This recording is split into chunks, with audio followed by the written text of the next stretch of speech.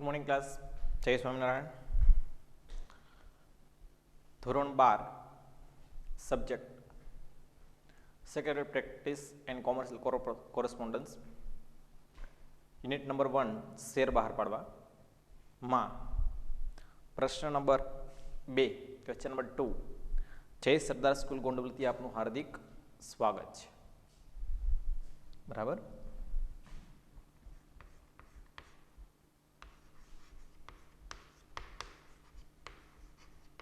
ધોરણ 12 વિષય SPNCC.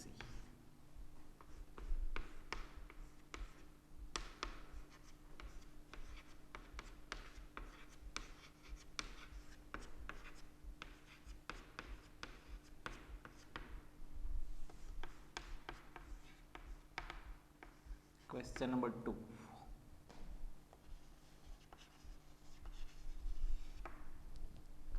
બરાબર. પ્રશ્ન નંબર 2. શેર વેચણીની વિધિ, પ્રક્રિયા કે તબક્કા સમજાવો. બરાબર. આગળનો જે પ્રશ્ન હતો એ પ્રશ્નની અંદર આપણે શેર અરજીની વિધિ છે એ કમ્પ્લીટ કરેલી હતી. આજે આપણે પ્રશ્ન નંબર 2 યુનિટ નંબર 1 શેર બહાર પાડવામાં પ્રશ્ન નંબર 2 શેર વહેંચણીની વિધિ, પ્રક્રિયા કે તબક્કા સમજાવો 3 કે 4 ગુણનો પ્રશ્ન પૂછવામાં આવે છે. મિત્રો ખાસ યાદ રાખજો, આમાં મુદ્દા નથી. ફરીવાર શું મુદ્દા નથી, પણ પેરેગ્રાફ છે એ પેરેગ્રાફને આપણે લખવાના રહેશે. બરાબર. બીજી વસ્તુની વાત કરીએ તો આજે કઈ પ્રશ્ન છે એ પ્રશ્નને 3 માર્કની અંદર લેન્ધી પેપરની અંદર ઘણીવાર પૂછી નાખવામાં આવે છે કે પ્રશ્ન પર થોડુંક હાર્ડ કાઢવાનું હોય ને ત્યારે આવા પ્રશ્નોની પસંદગી છે એ કરવામાં આવતી હોય છે. એટલે મિત્રો ખાસ યાદ રાખજો, અમુક પ્રશ્નો એવા છે જે લખવામાં ખૂબ જ સરળ છે, જ્યારે અમુક પ્રશ્નો એવા છે કે જેને લખવામાં થોડીક આપણને તકલીફ પડશે. પણ એટલું બધું કાંઈ હાર્ડ હોતું નથી. અને કાયમ માટે યાદ રાખવાનું, દરેકે દરેક મુદ્દો છે એટલો બધો હાર્ડ હોતો જ નથી જેટલું આપણે ધારીએ છીએ. બરાબર ને? એટલે એકદમ સરળ પ્રશ્ન છે અને સમજવાનો આપણે પ્રયત્ન કરીએ. બરાબર. શેર વેચણીની વિધિ, પ્રક્રિયા કે તબક્કા સમજાવો. હું અહીંયા લખું છું પ્રશ્ન પહેલા.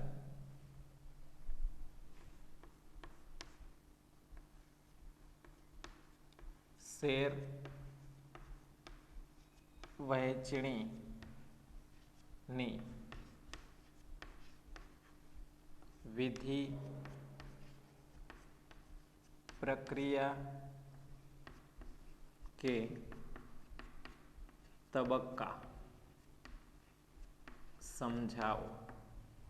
બરાબર. હવે ખાસ યાદ રાખજો, હવે જો તમને શેર વેચણીની વિધિ કહે તો પણ જવાબ એક, પ્રક્રિયા કહે તો પણ જવાબ એક, અને તબક્કા કહે તો પણ જવાબ એક જ આવશે.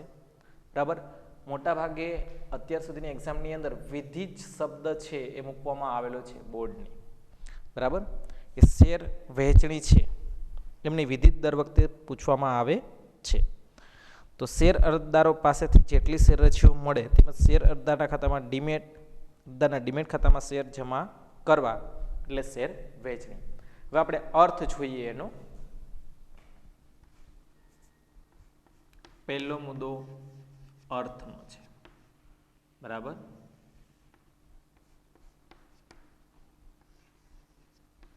અરજદાર પાસેથી શેર અરજી મળે અને તેના ડીમેટ ખાતામાં શેર જમા કરવા એટલે શેર વહેંચણી. એટલે શેર વહેંચણી. બરાબર. હવે મિત્રો ખાસ યાદ રાખજો કે શેર અરજદારીઓ પાસેથી શેર અરજીઓ મળે છે અને એના ડીમેટ ખાતાની અંદર શેર જમા થઈ જાય ત્યાં સુધીની જે પ્રોસેસ કરવામાં આવે છે આ પ્રક્રિયાને શેર વેચણીની વિધિ પ્રક્રિયા ગણી શકાય. બરાબર. તમને 1 માર્ક્સની અંદર પૂછવામાં આવતો પ્રશ્ન ખાસ યાદ રાખજો કે શેર વેચણી એટલે શું, કે કોઈ પણ કંપનીની અંદર શેરધારક છે એ કંપનીમાં શેર ખરીદવા માટે અરજી કરે અને એ અરજીઓને પ્રાયોરિટી રાખીને કંપની છે એના ખાતામાં છે શેર જમા કરે. બરાબર. એની શેર અરજીઓ મંજૂર થાય, મંજૂરીનું કાર્ય પૂર્ણ થાય એટલે રકમ છે એના ડેબિટ ખાતામાંથી ઉપાડવામાં આવે અને એટલા જ શેર એના ખાતામાં જમા થાય. આ જે પ્રક્રિયા થઈ એને શું કહેવાય? શેર વહેંચણી. બરાબર. એટલે ફરીવાર સમજો કે અરજદાર પાસેથી જેટલી અરજીઓ મળે છે એ અરજીઓ અને તેના ડીમેટ ખાતાની અંદર શેર જમા કરવા, જેને શું કહેવાય? તો કે શેર વહેંચણી તરીકે ઓળખવામાં આવે છે. બરાબર. ખાસ યાદ રાખજો શેર વહેંચણી કે શેર અરજદારો પાસેથી જેટલી શેર અરજીઓ મળે છે અને એમના ખાતામાં એટલે કે ડીમેટ ખાતામાં શેર જમા કરવાની પ્રક્રિયા, જેને શું કહેવાય? શેર વહેંચણી તરીકે ઓળખવામાં આવે છે. રેડી? ચાલો ઓકે. હવે જોઈએ વિધિ પ્રક્રિયા કે તબક્કા, એમના વિગતવાર મુદ્દા. બરાબર. વિધિ પ્રક્રિયા કે તબક્કાના વિગતવાર મુદ્દા. ચાલો ઓકે. બરાબર. મેં તમને આની પણ કીધું હતું કે લખવાની જે મેથડ છે એમાં ખાસ ફેરફાર ન થવો જોઈએ. બરાબર. લખવાનું છે મુદ્દા મુજબ આપણે લખવાનું અહીંયા વિધિ, બરાબર, પ્રક્રિયા કે તબક્કા જે હોય તે. બરાબર. પછી એરો મારીને લખવાનું છે શેર વહેંચણી કે વિધિ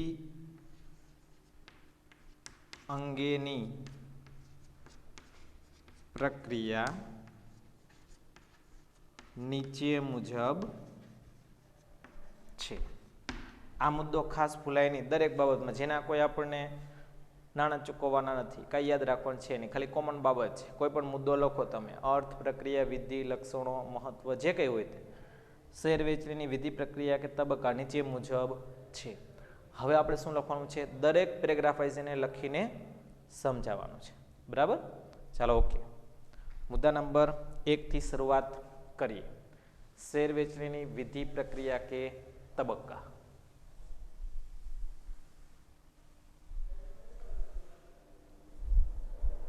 બરાબર. અસ્બા દ્વારા માન્ય થયેલી બેંકની શાખાઓમાં શેર અરજીની રકમ અરજદારના ખાતામાં સ્થગિત કરવામાં આવે છે. તેમજ આ અરજીઓ છે જાહેર ભરણાના સિન્ડિકેટ મેમ્બરને મોકલી દેવામાં આવે છે. બરાબર. પહેલો મુદ્દો, અસ્બા દ્વારા ASBA અસ્બા દ્વારા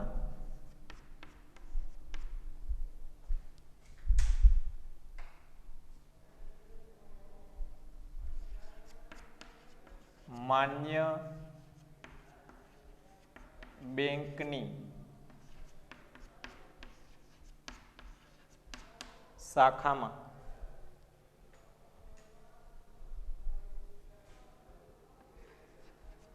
અરજદારોની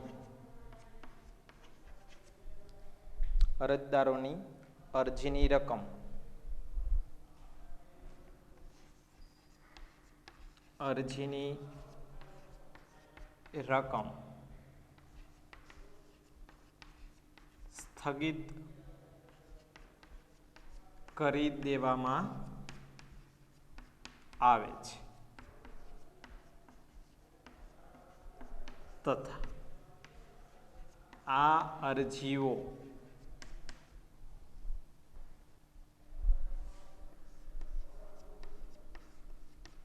ભરણાના સિન્ડિકેટ મેમ્બરને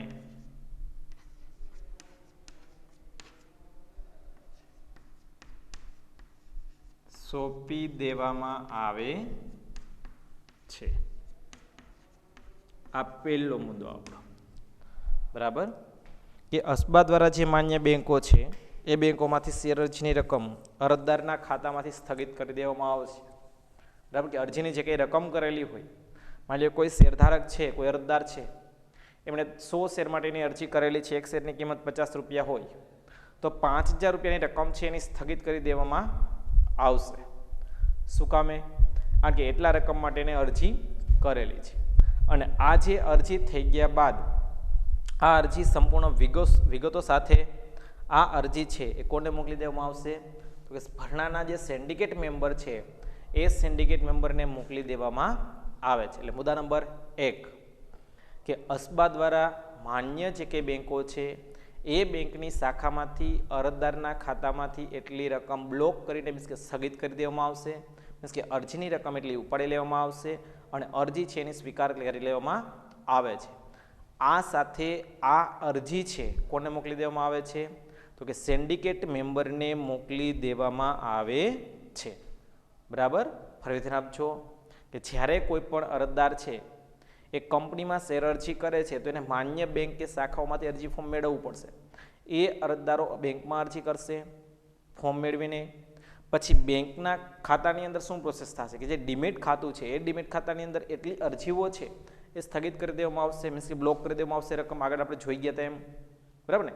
જેટલી રકમ બ્લોક થયેલી હશે એટલી જ રકમ ઉપાડીને કંપનીના એસ્ક્રો બેંક એકાઉન્ટની અંદર જમા કરી દેવામાં આવશે. એટલે કંપનીએ શું કરે છે કે અરજીની રકમ સ્થગિત કરી દે છે. સાથે સાથે આ અરજી છે એ ભરણાના સિન્ડિકેટ મેમ્બરને સોંપી દેવામાં આવે છે કે જે સિન્ડિકેટ મેમ્બર આવેલી અરજીઓની ગણતરીનો સ્ટોક રાખવાનું કામ કરે છે. એટલે મુદ્દા નંબર 1 અસ્બા દ્વારા માન્ય બેંકોમાં અરજદાર અરજી કરે છે, અરજીની રકમ સ્થગિત કરી દેવામાં આવે છે અને આ સાથે આ અરજી સિન્ડિકેટ મેમ્બરને મોકલી દેવામાં આવે છે. રેડી? હવે વાત કરીએ મુદ્દા નંબર 2.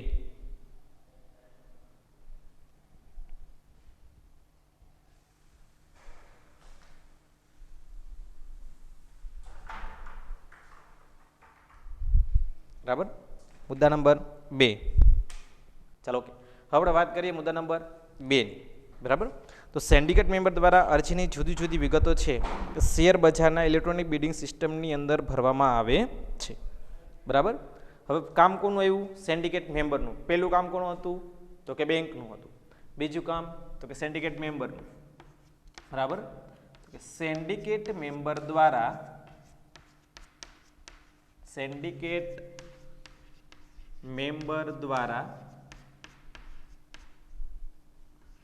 અરજીઓની વિગત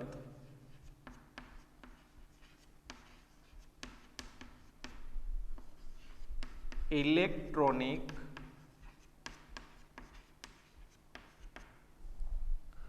બિડિંગ સિસ્ટમમાં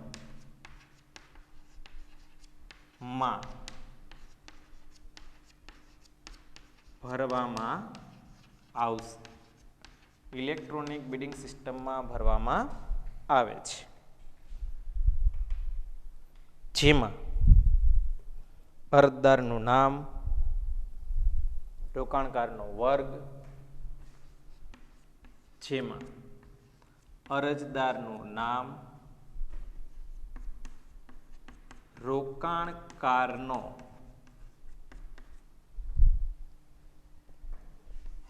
વર્ગ, ડિપોઝિટરી આઈડી, અનુક્રમ નંબર,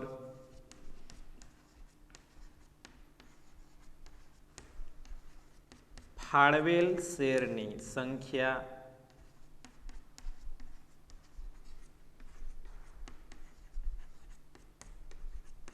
પ્રકાર,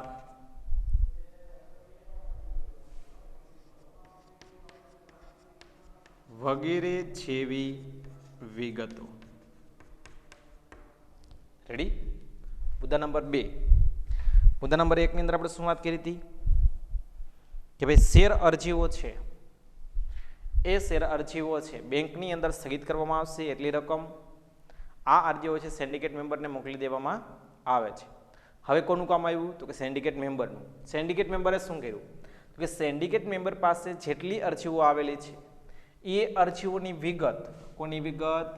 અરજીઓની વિગત કેમાં ભરે છે? તો કે ઇલેક્ટ્રોનિક બિડિંગ સિસ્ટમ. આ ઇલેક્ટ્રોનિક બિડિંગ સિસ્ટમ એટલે શું થાય યાદ રાખજો.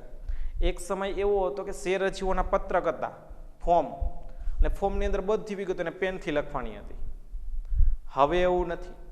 જેમ તમને પણ ઓનલાઈન તમારું એડમિશન ફોર્મ ભરો છો, ખબર છે ને, ધોરણ 12 પછી તમારે કોઈ કોલેજમાં એડમિશન લેવા હોય તો ઓનલાઈન તમે ઘર બેઠા પણ ફોર્મ ભરી શકો, બરાબર, અને તમે ઓનલાઈન ડોક્યુમેન્ટ પણ સબમિટ કરી શકો. એ જ રીતે અહીંયા કે અરજદાર છે પોતાના ફોર્મમાં જે કંઈ વિગતો ભરેલી હતી એ તમામ વિગતો છે એ સિન્ડિકેટ મેમ્બર એને શું કરે છે તો ઇલેક્ટ્રોનિક બિડિંગ સિસ્ટમની અંદર પૂરે છે. અને આ બિડિંગ સિસ્ટમમાં કઈ કઈ વિગતો હોય, એક તો અરજદારનું નામ, એ કયા રોકાણકારનો વર્ગ છે, જેમાં આપણે આગળ સહી હતા સંસ્થાકીય રોકાણકાર, બિન સંસ્થાકીય રોકાણકાર, કંપનીના કર્મચારીઓ અને છૂટક રોકાણકારો.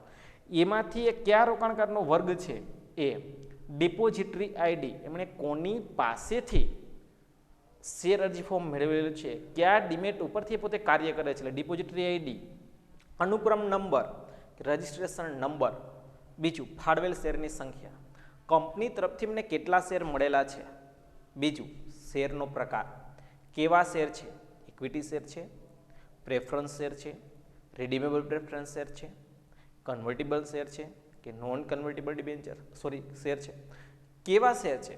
તો આવા તમામ પ્રકારની જે કંઈ વિગત છે એ વિગતો સિન્ડિકેટ મેમ્બર દ્વારા ઇલેક્ટ્રોનિક બિડિંગ સિસ્ટમની અંદર ભરવામાં આવે છે. મુદ્દા નંબર 1 માં શું હતું કે અસ્બા દ્વારા માન્ય બેંકોની શાખામાંથી અરજી કરવામાં આવશે, અરજી સ્થગિત કરવામાં આવશે, સ્થગિત થયેલી અરજીઓ બેંકને મોકલી દેવામાં સિન્ડિકેટ મેમ્બરને મોકલી દેવામાં આવે છે.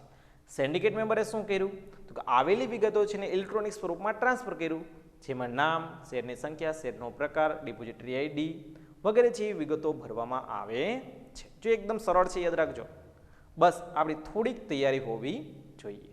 પહેલા બેંકમાં અરજીઓ સ્થગિત થઈ, ભરનાર રજિસ્ટ્રારને મોકલી આપી, ભરનાર રજિસ્ટ્રારે અરજીઓની વિગત કેમાં ભરી, ઇલેક્ટ્રોનિક બિડિંગ સિસ્ટમમાં.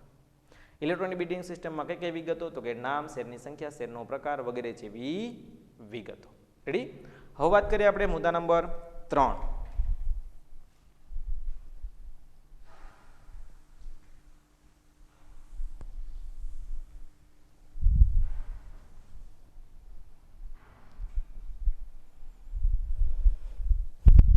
બરાબર, સિન્ડિકેટ મેમ્બર દ્વારા તમામ અરજીઓ છે અને વિગતો ભરનાર રજિસ્ટ્રારને મોકલી દેવામાં આવે છે. હવે કોનું કામ આવ્યું?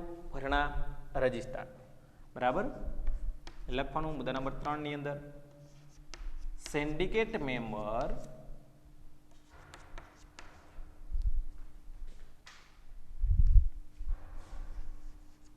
આવેલ અરજીઓ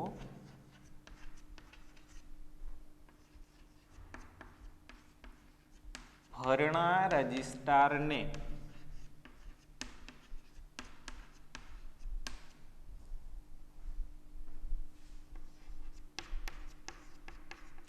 મોકલી આપે છે.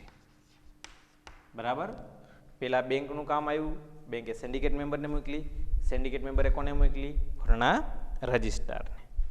બરાબર, ભરનાર રજિસ્ટ્રાર દ્વારા આવેલી અરજીઓ જુદા જુદા વર્ગમાં વહેંચી એક પત્રક તૈયાર કરવામાં આવે છે. બરાબર, એના પછીનો મુદ્દો, ભરનાર રજિસ્ટ્રારે શું કામ કર્યું? ભરનાર રજિસ્ટ્રાર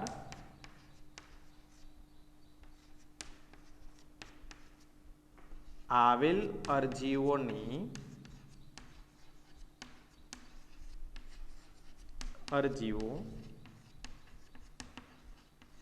જુદા જુદા વર્ગમાં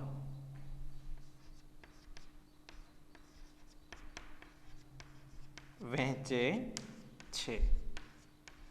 જેમ કે છૂટક રોકાણકાર,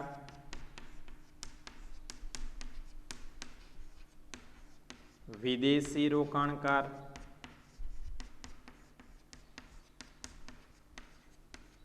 વગેરે. બરાબર, એક સાથે આપણે બે મુદ્દા સમજીએ. બરાબર, એક છૂટક રોકાણકાર અને બીજું વિદેશી રોકાણકાર વગેરે. જો પહેલા મુદ્દાની અંદર આપણે વાત કરીએ, ફરીવાર આનું સૂત્ર છે આસે વિભ બેસે માડી. આસે વિભ, બરાબર, વિગતો, પછી બેસે વિભ માડી, બરાબર. પહેલો મુદ્દો હતો સિન્ડિકેટ મેમ્બરમાં. તો સિન્ડિકેટ મેમ્બરે શું કર્યું? તો કે સિન્ડિકેટ મેમ્બરે જે કંઈ અરજીઓ આવેલી છે એ અરજીઓ કોને મોકલી દીધી? તો કે ભરણા રજિસ્ટ્રાર. પહેલાં કોણ આવ્યું? બેંક આવ્યું. બેંકની શાખામાંથી અરજીઓ સ્થગિત થઈ, સિન્ડિકેટ મેમ્બરને મોકલી દેવામાં આવી. સિન્ડિકેટ મેમ્બરે શું કર્યું? તો કે વિગતો ઇલેક્ટ્રોનિક બિલિંગ સિસ્ટમમાં ભરી. આ તમામ અરજીઓ કોને મોકલી દેવામાં આવી? તો કે ભરણા રજિસ્ટ્રારને મોકલી દેવામાં આવે છે. હવે કોનું કામ આવ્યું? તો કે ભરણા રજિસ્ટ્રારનું. તો ભરણા રજિસ્ટ્રાર શું કામ કરે છે? તો કે જેટલી પણ અરજીઓ આવેલી છે એ કયા વર્ગની અરજી આવેલી છે એ દરેકનો જુદો જુદો વર્ગ છે એ તૈયાર કરવામાં આવે છે. બરાબર. અને આ વર્ગની અંદર જેમ કે કેવા કેવા વર્ગ હોઈ શકે? જેમ કે છૂટક રોકાણકાર હોઈ શકે, વિદેશી રોકાણકાર હોઈ શકે, બિન સંસ્થાકીય રોકાણકાર હોઈ શકે, સંસ્થાકીય રોકાણકાર હોઈ શકે વગેરે જેવા મુદ્દાઓને ધ્યાનમાં રાખીને કાર્ય કરવામાં આવે છે. પહેલો મુદ્દો તો કે બેંકનો, બીજો મુદ્દો તો કે સિન્ડિકેટ મેમ્બરનો, ત્રીજો મુદ્દો તો કે ભરણા રજિસ્ટ્રારનો અને ચોથો મુદ્દો કે ભરણા રજિસ્ટ્રાર આવેલી અરજીઓનું શું કરે છે? તો કે જુદા જુદા વર્ગની અંદર વહેંચણી કરે છે. જેમ કે સંસ્થાકીય, છૂટક રોકાણકાર, બિન સંસ્થાકીય રોકાણકાર વગેરે જેવી વિગતો. રેડી? હવે વાત કરીએ એના પછીના મુદ્દાની.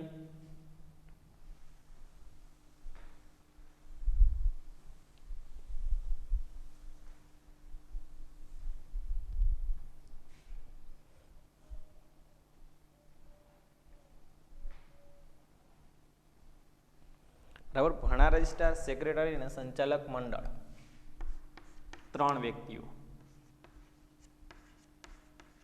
ભરણા રજિસ્ટ્રાર, સેક્રેટરી અને સંચાલક મંડળ. કોણ? સંચાલક મંડળ. ત્રણેય સાથે મળીને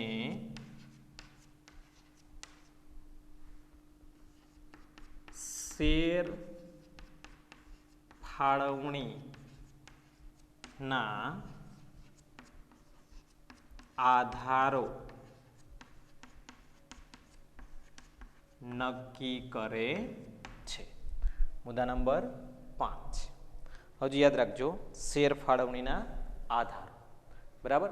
3 વ્યક્તિઓ, 1 ભરણા રજિસ્ટ્રાર, 2 સેક્રેટરી, 3 સંચાલક મંડળ જેને BOD પણ ગણી શકાય, બોર્ડ ઓફ ડિરેક્ટર, સંચાલક મંડળ. બરાબર. તો આ 3 વ્યક્તિઓ સાથે મળીને શેર ફાળવણી કેમ કરવી એના આધારો નક્કી કરે છે. અને કયા કયા વર્ગની અંદર વહેંચણી કરવી અને કેટલા વિભાગની અંદર વહેંચવા, કેવા કેવા શેરધારકોની સંખ્યા કેટલી હશે, આ તમામ બાબતોની ચર્ચા વિચારણા કોણ કરે છે? તો કે 3 વ્યક્તિઓ દ્વારા કરવામાં આવે છે. એક ભરણા રજિસ્ટ્રાર દ્વારા, સેક્રેટરી દ્વારા અને સંચાલક મંડળ દ્વારા. 1 માર્કનો પ્રશ્ન ભૂલાય નહીં, ખાસ યાદ રાખજો કે શેર ફાળવણીના આધારો કોણ નક્કી કરે છે? તો ભરણા રજિસ્ટ્રાર, સેક્રેટરી અને સંચાલક મંડળ દ્વારા શેર ફાળવણીના આધારો નક્કી થાય છે. બરાબર. એના પછીના મુદ્દાની વાત કરીએ તો શેર ફાળવણીના આધાર નક્કી થયા બાદ જુદા જુદા શેર અરજદારોને ફાળવવામાં આવે છે. બરાબર. એના પછી શેર ફાળવણીના આધારો નક્કી થયા બાદ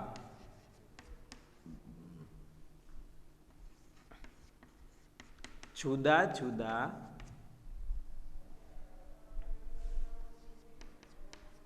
શેરધારકોને શેર ફાળવવામાં આવે છે. ખાસ યાદ રાખજો, પહેલાં આપણે શું કર્યું હતું?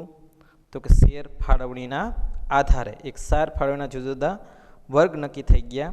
ત્યારબાદ આ શેર ફાળવણીના આધારે શેર છે એ અલગ અલગ વ્યક્તિઓને સોંપવામાં આવે છે. બરાબર.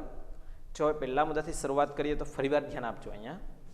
બરાબર, કે ભરનાર રજિસ્ટ્રાર, સેક્રેટરી અને સંચાલક મંડળ આ ત્રણેય સાથે મળીને શું કર્યું તો કે શેર ફાળવણીના આધારો નક્કી કર્યા.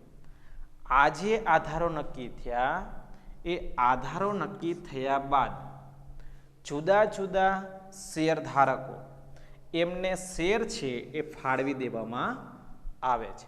કે માની લો કે કોઈ વ્યક્તિએ 50 શેર માટે અરજી કરેલી હોય તો એમને 50 શેર મંજૂર થયેલા હોય તો 50 શેર ફાળવવામાં આવશે. એના 40 શેર મંજૂર થયા હોય તો એમને 40 શેર ફાળવવામાં આવશે.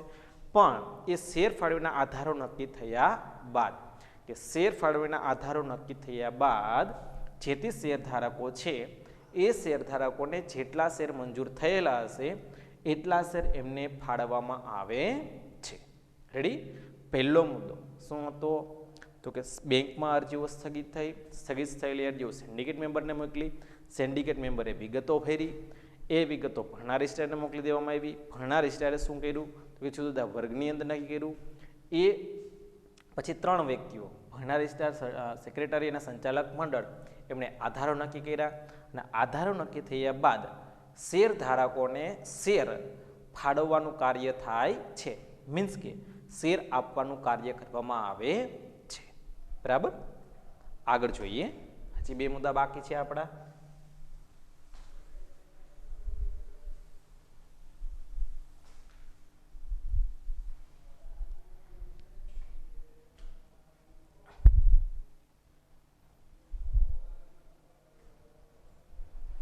બરાબર. 3 વ્યક્તિ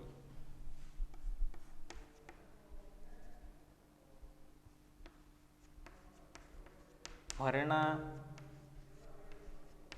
રજિસ્ટ્રાર દ્વારા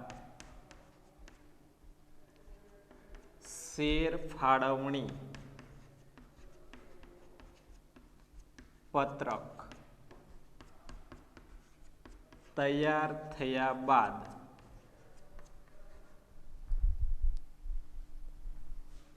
તે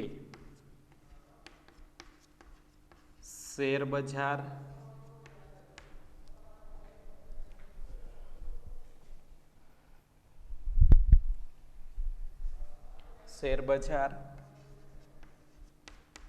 ડિપોઝિટરી અને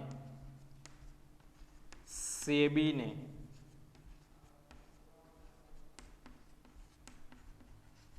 મોકલી દેવામાં આવે છે. 3 વ્યક્તિઓને મોકલવામાં આવે છે. કોને કોને?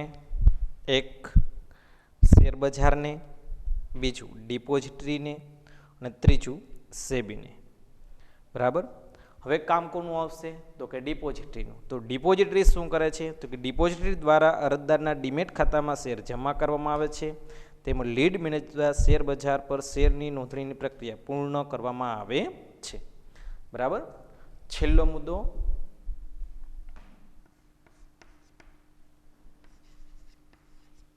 ડિપોઝિટરી દ્વારા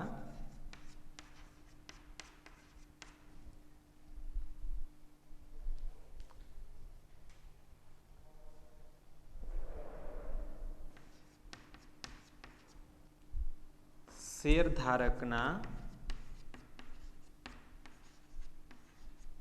ડીમેટ ખાતામાં શેર જમા કરવામાં આવે છે. આ સાથે લીડ મેનેજર દ્વારા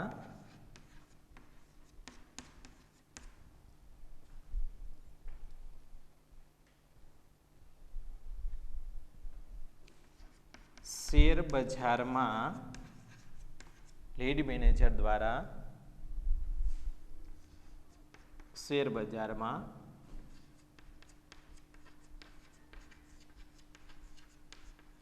શેર વેચણીની વિધિ પૂર્ણ કરવામાં આવે છે. બરાબર. હવે જો સૂત્ર મુજબ તમારે યાદ રાખવું હોય તો પણ તમે યાદ રાખી શકો અને એમને યાદ રાખવું હોય તો પણ તમે યાદ રાખી શકો છો. સૂત્ર છે આનું આસે વિભ બેસે માડી. બરાબર. હવે જો ભરનાર રજિસ્ટ્રાર છે એને શું કર્યું તો કે ભરનાર રજિસ્ટ્રાર દ્વારા શેર ફાળવણી પત્રક તૈયાર થયું. આ ફાળવણી પત્રક છે શેર બજાર, ડિપોઝિટરી અને સેબીને 3 વ્યક્તિઓને મોકલી દેવામાં આવે છે. કોને કોને? એક ડિપોઝિટરી આઈડી, શેર બજાર અને સેબી. સેબી એટલે security exchange board of India. બરાબર. આ 3 વ્યક્તિઓને શેર ફાળવણી પત્રક છે એ મોકલી દેવામાં આવે છે. શું કામે? કે ભવિષ્યની અંદર કદાચ કોઈ વ્યક્તિઓ પાસે ડોક્યુમેન્ટનો અભાવ થાય કે કદાચ એ ડોક્યુમેન્ટ ન મળે તો એવા સંજોગોની અંદર એ જે તે ફાળવણી પત્રક છે કોઈ એક વ્યક્તિઓ પાસેથી મળી શકે. એટલા માટે આ જે શેર ફાળવણી પત્રક છે 3 વ્યક્તિઓને મોકલી દેવામાં આવે છે. એક શેર બજાર, ડિપોઝિટરી આઈડી અને સેબી. બરાબર. બીજી વસ્તુ કે 3 વ્યક્તિઓ કંપની સાથે સંકળાયેલા છે, શેર બજારના અર્થતંત્ર સાથે સંકળાયેલા છે. એટલા માટે 3 વ્યક્તિઓની નજર એમાં રહી શકે એટલા માટે સેબીને પણ મોકલી દેવામાં આવે છે. કારણ કે સેબી છે ભારતની અંદર આવેલી તમામ પ્રકારની જે શેર બજારો છે એ શેર બજારો ઉપર નિયંત્રણ રાખવાનું કાર્ય કરે છે. બરાબર. એટલે ભરનાર રજિસ્ટ્રાર દ્વારા જેટલા શેર ફાળવવામાં આવેલા છે એનું એક ફાળવણી પત્રક તૈયાર થશે અને આ ફાળવણી પત્રક છે શેર બજાર, ડિપોઝિટરી આઈડી અને સેબીને મોકલી દેવામાં આવે છે. બીજી વસ્તુની વાત કરીએ તો કે જે ડિપોઝિટરી છે એ ડિપોઝિટરી દ્વારા જેટલા શેર મંજૂર થયા છે એટલા શેર જેટલા પણ શેરધારકો છે એમનું જે ખાતું ખોલાવેલું છે એને આપણે કીધું હતું ડીમેટ એકાઉન્ટ. આ ડીમેટ ખાતાની અંદર શેર જમા કરવામાં આવે છે. હવે જેટલા ડીમેટ ખાતામાં શેર જમા થયેલા હશે આ સાથે જ એ અરજીઓ લીડ મેનેજરને મોકલી દેવામાં આવે છે. લીડ મેનેજર છે અરજીઓનું સંપૂર્ણ મેન્ટેનન્સ કરેલું હશે અને એ અરજીઓની વિગત છે એ શેર બજારની અંદર મોકલી દેવામાં આવે છે.